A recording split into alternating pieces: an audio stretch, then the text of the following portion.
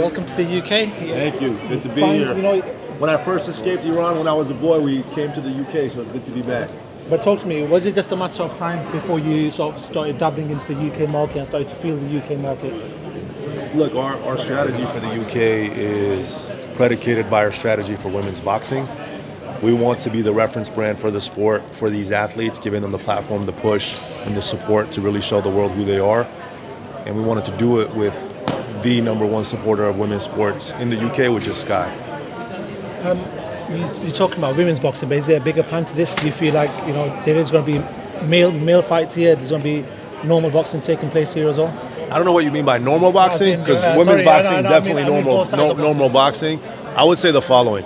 There is so much boxing in the UK. There's an unbelievable amount of events that happen, particularly on the men's side, and there's great promoters like Frank and George and Eddie and others.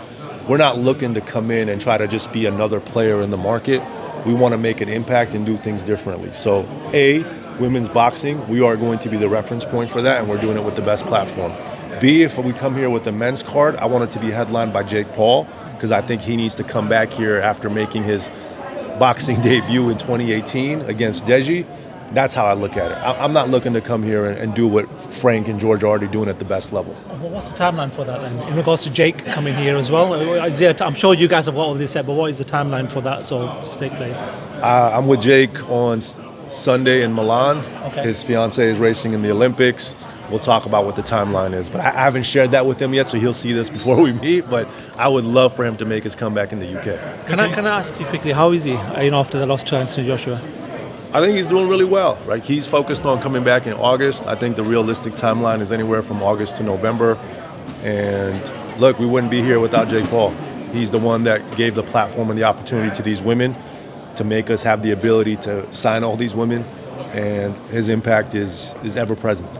Nakisa, speaking of Jake, spoke to Derek Chisora at the press conference with Deontay Wilder on Wednesday. He said that he doesn't think Jake Paul will return to boxing. He's someone that's constantly looked to prove the doubters wrong. Do you see that as an inevitability that Jake will come back into boxing in the best fights that he can get? Good luck to Derek Chisora in his 50th fight. He has no clue about Jake Paul. Look at where Jake Paul is at age 29. Versus where Chisora was at age 29 in terms of accomplishments inside and outside of the ring. Let Jake Paul tell you what he's going to do, but good luck to Derek Chisora. Is the strategy with Jake at the moment to have the biggest fights for the most amount of money, like an Anthony Joshua, like a Canelo, or is it to fight the guys like Tommy Fury and even people in the cruiserweight rankings to show that he wants to win a world title, as he said before?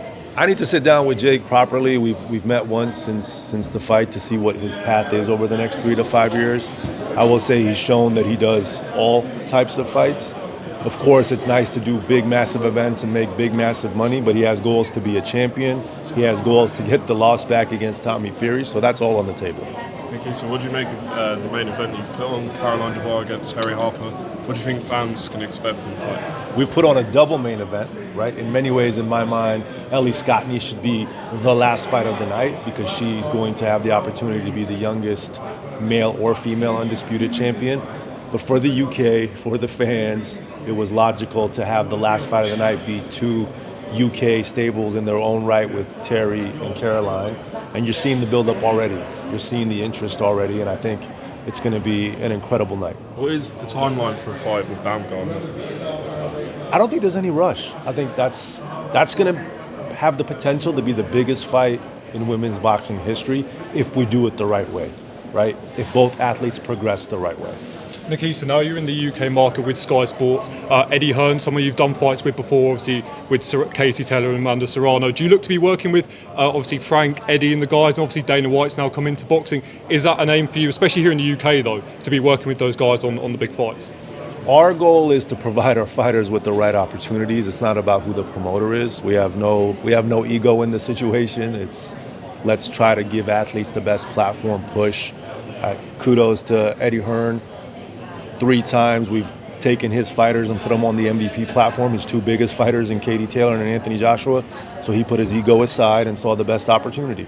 If Eddie Hearn came to us and said, here's a tremendous opportunity for Caroline Dubois to fight on a matchroom card, and Caroline wanted to do it, we would 100% support that. So the question isn't would we work with them, it's what's the opportunity for the athletes. What is your view on Dana White and Zuffa Boxing? They're going to be successful. undoubtedly successful. They're well capitalized. They're extremely intelligent. They have a massive promotional engine with the UFC and WWE. If you notice when they publicize stuff, they collab on that on social media. They use all the same resources. They're going to be long-term players. People can't judge them in the first 6 months, first 12 months. I will say it's interesting to see the change of strategy from them, right? Now talking about, oh yeah, you can fight for a sanctioning body belt. Oh, you can fight for the ring belt. I think part of that is impatience potentially on Dana's part of saying, you know what, I want to make my mark quicker here. But the right strategy for them is to do it slowly and to build up all the athletes. I always say this, it's not honestly about who the best boxer is, it's about who the public believes the best boxer is. Ask my son, ask all his friends who the best boxer in the world is. They'll tell you Jake Paul. Even though he got knocked out, they'll still tell you Jake Paul, right? Because that's what they see, that's what they believe. So I think if they stick to their strategy, they're going to be very successful over the long term. When you look at Can you tell me a little bit about the magnitude of this fight for Ellie and why you've chosen Ellie to be on MVP Promotions? Ellie is the best boxer under the age of 30 in the UK from my perspective. And she's the best person outside of the ring from my perspective, who she is as a human being. So it was a privilege to get to know her, to start working with her, and for her to have the opportunity to be undisputed on home soil on Easter Sunday, it's very special. Nakisa, you spent a lot of time with Anthony Joshua, around Anthony Joshua for the last fight. Just a message that's bigger than boxing. He's been through a lot over the last couple of weeks. Just your message to Anthony and the team and the families involved. Look, it impacted MVP in a big way because we got to know Anthony and Cena throughout the process. We did our best to honor them on Jan 3rd on our event on DAZN.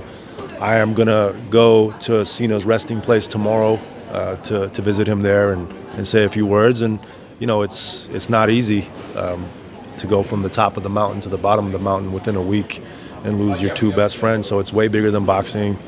And I pray for Anthony, and he's a strong man. And I know he'll be back and use it as motivation to be even greater. And what better tribute to Cena and Latz than for him to come back and beat Tyson Fury when they do that fight finally. Nakisa, working with Netflix as you have, now that Tyson Fury's in the pool with Netflix, you see Netflix getting in the pool with like an Anthony Joshua, Tyson Fury type fight, and how do you see Netflix's reign in boxing going in the next couple of years? Jake Paul brought boxing to Netflix. We've done 3 events with Netflix in the past 13 months. TKO did the Canelo Crawford. I'm glad to see Tyson Fury on the platform. You know, we look at it as positives when others come into the ecosystem, even in a place where we were, you know, the first to do it. So I think it's great news for boxing. I think it's clear Netflix isn't doing this for the fight against, I don't even know the guy's name he's fighting, but, you know, they have a bigger vision, right? That's how I would think about it, because they want the biggest eventized moments in sports. Okay, so what's your, obviously Jake and Conor McGregor has been talked about for years. What's your understanding of his contract situation with the UFC? I think, look, publicly they've talked about they have 2 fights left, right? So up to them, and if and when that contract finishes, my hope is that we get Jake Paul, Conor McGregor first in boxing, then in MMA. You said you want Jake here in the UK. Is Tommy Fury the obvious option, the rematch? There's a lot of UK athletes that would make sense for Jake Paul from my perspective. Some young, some middle-aged, some older. My view is Jake has a lot of fans in the UK, and it would be a great kind of return to boxing for him. Who could those potential opponents be, Nakisa, for Jake in the UK? You mentioned a few age ranges there. Which names spring to mind for yourself? Obviously, the most obvious is Tommy Fury, right? That's a fight that should be made if Tommy is reasonable in terms of what the terms are of the fight. But I think Vidal Riley is an interesting fight. I think Darren Till's an interesting fight. I think those 3 names come to mind as interesting fights. Definitely, and bringing boxing back to Sky Sports Boxing. It's been out of the wilderness. How proud are you to kind of not only bring a fight card back to Sky Sports Boxing, but also this card, which is a stack from top to bottom? I'm proud of our fighters, right? End of the day, Sky Sports partners with us, not because of Jake and I, but because of they believe in our roster of athletes, and that's a testament to Caroline and to Terry and to Ellie and to Chantel and the rest of the athletes that we have. Definitely. I just spoke to Ellie there. Obviously, once she becomes undisputed at super bantamweight, She's got to win first, but yes. She's got to win first, but she's very confident with that. Obviously, Amanda Serrano is obviously the queen at featherweight. That's a cracking fight between Ellie Scotty and Amanda Serrano. I mean, look, I love Ellie, but Amanda Serrano calls the shots on what she wants to do, number one. Number two, I would say to Ellie, move up into 126 first, right? Demonstrate that you have what it takes to hang with Amanda Serrano at a higher weight, because I think Ellie has supreme skill, clear, right? Most skilled fighter in my mind on the roster. Like, her skill is impeccable. Her style is unbelievable. But she's going up in a higher weight class.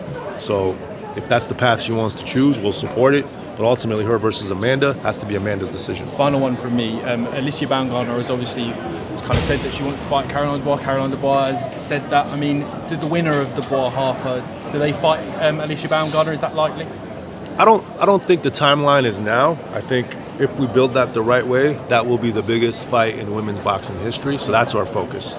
Up to the fighters, ultimately. If they want to do it next, both of them, we'll do our best to make it happen. But I think if that's done the right way, that's going to be an unbelievable moment for the sport of boxing. Cheers, Nakisa, when you speak to other promoters, they say that Ben Shalom did a job which left Sky Sports very trepidatious in wanting to continue with boxing. Did you, when you had the initial conversations with Sky Sports, did they meet you with some caution because of what preceded them, and did you have to convince them to take on boxing again?